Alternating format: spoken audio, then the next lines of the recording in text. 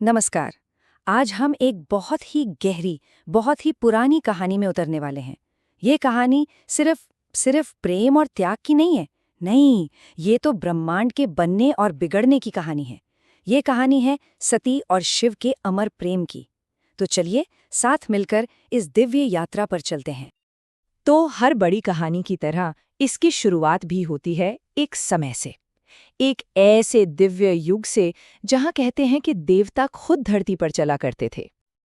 अब आता है इस कहानी का पहला अध्याय, और ये शुरू होता है उस दिव्य शक्ति के जन्म से जो इस दुनिया में संतुलन लाने के लिए ही आई थी। और वो दिव्य शक्ति थी सती, हमारी कहानी की नायिका। देखिए, वो सिर्फ एक राजकुमारी नहीं थी, नहीं, वो तो खुद आदि शक्ति का अवतार थी। और उनका जन्म एक बहुत बड़े, एक महान उद्देश्य के लिए हुआ था। और वो उद्देश्य था कैलाश के स्वामी भगवान शिव के साथ एक हो जाना।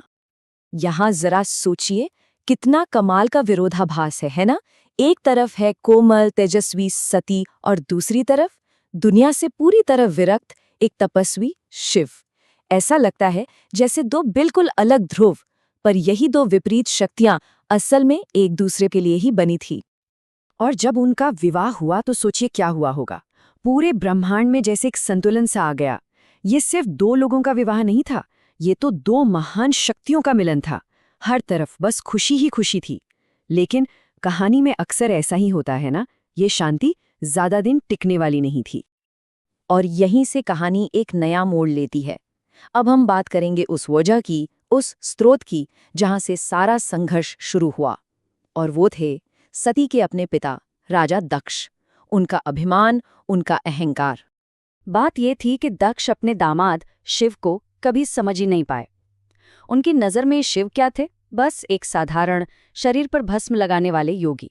वो सोचते थे कि ऐसा कोई भला एक राजा की बेटी के लायक कैसे हो सकता है। और बस यही अहंकार, यही सोच उनके रिश्ते के बीच एक बहुत बड़ी दीवार बनकर खड़ी हो गई। और देखिए, इसी अहंकार ने दक्ष से वो गलती करवा दी जो सब कुछ बदलने वाली थी। उन्होंने एक बहुत बड़ा यज्ञ आयोजित किया, सभी देवी देवताओं को बुलाया, लेकिन जानबूझकर अपनी ही बेटी सती और दामाद शिव को न्योता नहीं दिया। सोचिए, ये कितना बड़ा अपमान था। और ये अपमान सती से बर्दाश्त नहीं हुआ। और अब कहानी अपने सबसे दुखद, सबसे नाटकीय मोड़ पर पहुंचती है। एक ऐसा पल जो इस ब्रह्मांड की दिशा हमेशा हमेशा के लिए बदलने वाला था। तो सती अपने पिता के घर पहुंच तो गई, लेकिन वहां क्या मिला? एकदम ठंडा स्वागत। और सिर्फ इतना ही नहीं, उनके पिता दक्ष ने भरी सभा में सबके सामने शिव का अपमान किया। ये देखकर सती का दिल बस टूट गया। एक तरफ पति का अपमान, दूसरी तरफ पिता का तिरस्कार। ये सती के लिए असहनीय था। और उन्होंने एक फैसला किया।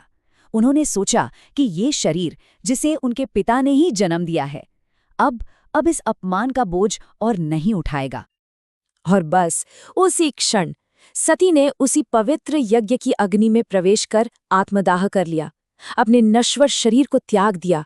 ये सिर्फ एक मृत्यु नहीं थी, नहीं, ये अपमान के सामने अपने सम्मान की रक्षा के लिए दिया गया सबसे बड़ा बलिदान था। सती के इस बलिदान ने पूरे ब्रह्मांड में जैसे तहलका मचा दिया। अब बारी थी शिव के प्रतिशोध की, उनके क्रोध की। जैसे ही सती की मृत्यु की खबर फैली, मानो पूरी सृष्टि थम सी गई। ब्रह्मांड कांप उठा, हवाएं रुक गई, स्वर्ग और पृथ्वी सब मौन हो गए। ये वो खामोशी थी जो किसी भयानक तूफान से ठीक पहले होती है।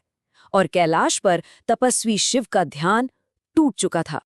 अपने प्रेम को खोने का दुख और उस पर क्रोध, इस भावना से अभिभूत होकर शिव ने अपना विनाशकारी रूप प्रकट किया।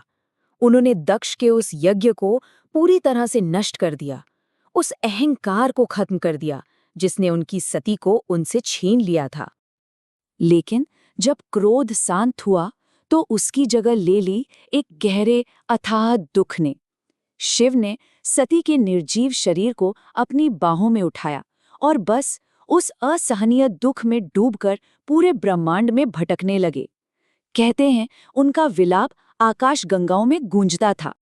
51, ये सिर्फ एक नंबर नहीं है, ये शिव के दुख और सती के बलिदान से जन्मी एक पवित्र विरासत का प्रतीक है। लेकिन कैसे? चलिए देखते हैं। हुआ ये कि शिव के इस दुख से ब्रह्मांड का संतुलन बिगड़ रहा था। उसे बचाने के लिए भगवान विष्णु ने हस्तक्षेप किया। उन्होंने अपने सुदर्शन चक्र से सती के शरीर के 51 हिस्से किए और ये हिस्से पूरे भारतीय उपमहाद्वीप में अलग अलग जगहों पर गिरे और हर वो जगह जहां उनका कोई अंग गिरा वो एक पवित्र स्थान बन गया, एक शक्तिपीठ, यानी दिव्य स्त्री ऊर्जा का एक पवित्र केंद्र। लेकिन कहानी यहाँ खत्म नहीं होती, बिल्कुल नहीं, क्योंकि सच्चा प्रेम कभी नहीं मरता। अब हम देखेंगे कि कैसे इस प्रेम ने मृत्यु को भी मात दे दी। तो सती ने पार्वती के रूप में फिर से जन्म लिया, पहाड़ों की बेटी बनकर, और उन्होंने एक बार फिर अपनी कठोर तपस्या और भक्ति से शिव का हृदय जीत लिया। उनका ये पुनर्मिलन असल में प्रेम की मृत्यु पर विजय थी।